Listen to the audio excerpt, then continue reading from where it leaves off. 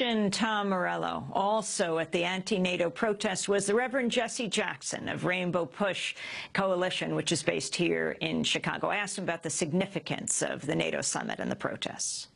You know, people are here from around the world searching for alternatives to war.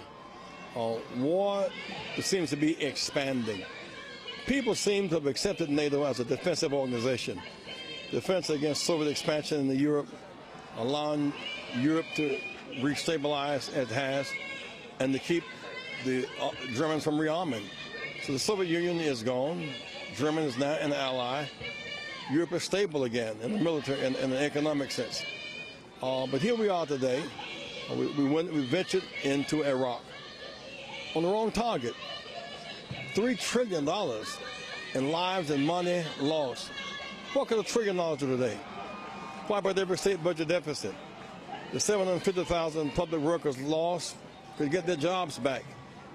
So the misadventure is very costly. Now we seek to go into expand a long-term commitment to Afghanistan, $2 to $4 billion a week, while we're laying off transfer workers, closing schools and closing hospitals. We can't afford it. It is a mission not worthy of the investment. I hope people who are here today will remain nonviolent and disciplined and focused. The media would rather cover a brick than to cover the message. When the nurses say health care, not warfare, that's the message. When the veterans say, when we come home to a home. The veterans deserve a lifetime health care, a place to stay, a job and education.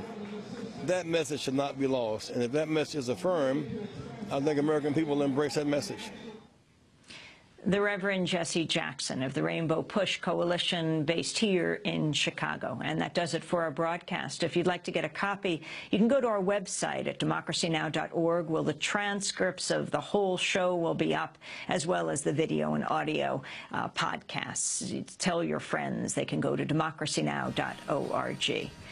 Democracy Now! Is produced by a remarkable team. Our crew here in Chicago: Mike Burke, Hani Massoud, Dennis Moynihan, and John Hamilton.